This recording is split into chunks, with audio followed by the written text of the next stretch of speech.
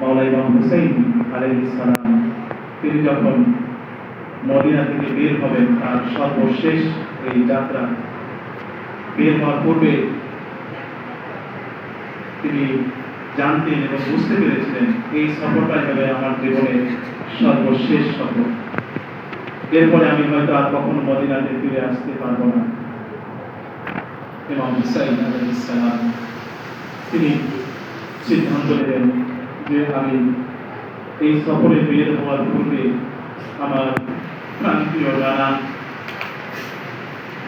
হুজুর মুহাম্মদ রাসূলুল্লাহ সাল্লাল্লাহু আলাইহি সাল্লামের রওজাতে আমি সারা রাত কাটাবো।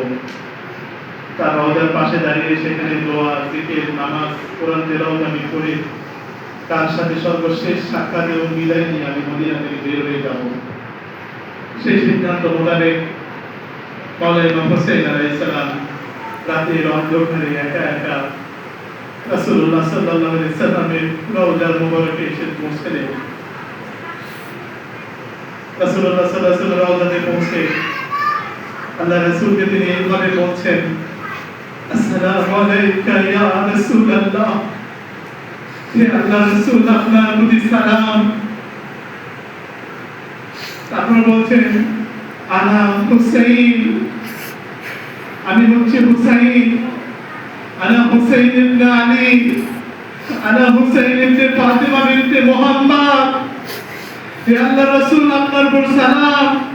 আমি হচ্ছি হুসাইন, আমি হচ্ছি আলীর সন্তান হুসাইন, আমি হচ্ছি আপনার কন্যা মা ফাতেমা জাহরার সন্তান হুসাইন।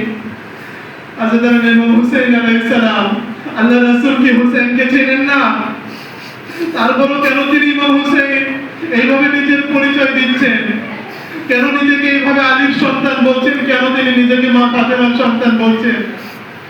আল্লাহ রাসূল তো তিনি জানেন, তাকে কোলে পিঠে করে মানুষ করেছেন, ছোটবেলায় তার পিঠে তাকে ছাওয়া করে ঘোরা হয়েছিলেন, তাকে নামাজের পিঠে তাকে নামাজ অবস্থায় তার পিঠে নিয়ে নামাজ পড়েছেন। তারপরও কেন আল্লাহ ইমাম হুসাইন আলাইহিস সালাম রাসূলুল্লাহকে এইভাবে নিজেই পরিচয় দিচ্ছেন? এর ভিতরে অনেক মারিফাত রয়েছে, অনেক হাকিকাত রয়েছে। ইমাম হুসাইন আলাইহিস সালাম রাসূলকে বলছেন, হে আল্লাহ রাসূল, আপনার উম্মত আমার মর্যাদাকে যথাযথভাবে মূল্যায়ন করতে পারেনি।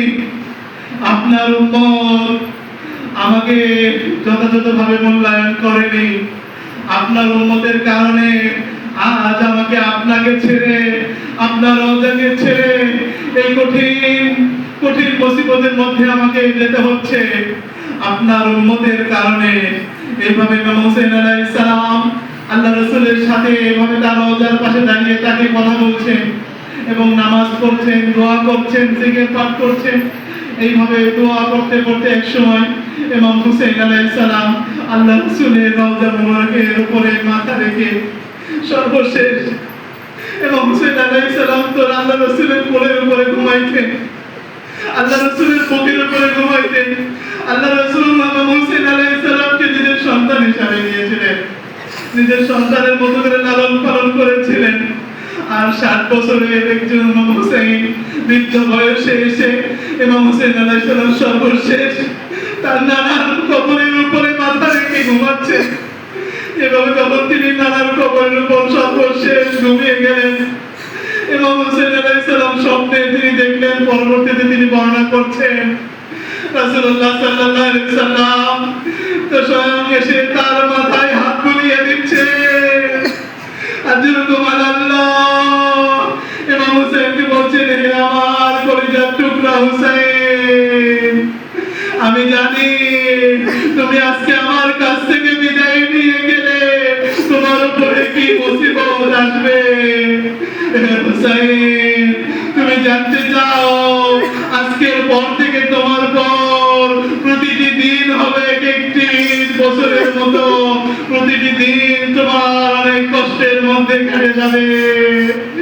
ইমাম হুসাইনকে রাসূলুল্লাহ সাল্লাল্লাহু আলাইহি সাল্লাম বলছেন, হে হুসাইন, তুমি জানো, তুমি দেখতে পাবে আজকের পর তুমি এখান থেকে বিদায় নেওয়ার পর ইরাকের কারবালার ময়দানে তুমি পৌঁছে যাবে।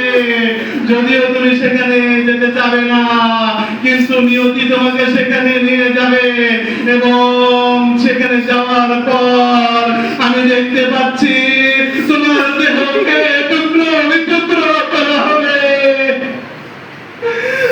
তোমার আল্লাহ, আমি দেখতে পাচ্ছি তোমার শরীরের উপরে, এই পবিত্র শরীরের উপরে ঘোড়া চালানো হবে। তোমার পাঁজরের হাড়গুলো মটমট করে ভেঙে ফেলা হবে।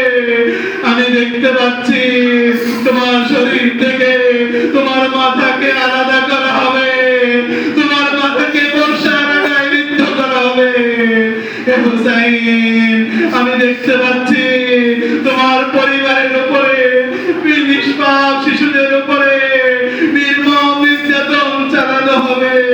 হে হুসাইন, আমি দেখতে পাচ্ছি তোমার এই শাহাদাতের মাধ্যমে আমার দিন ইসলাম রক্ষা পাবে। তোমার এই শাহাদাতের মাধ্যমে মহান আল্লাহ তাআলা জান্নাতের মধ্যে তোমাকে এমন মর্যাদা দান করবেন যে মর্যাদা পৃথিবীর আর কাউকে দেওয়া হবে না।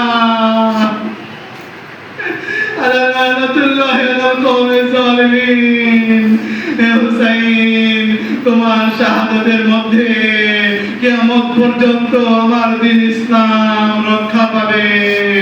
ইন্না লিল্লাহি ওয়া ইন্না ইলাইহি রাজিউন।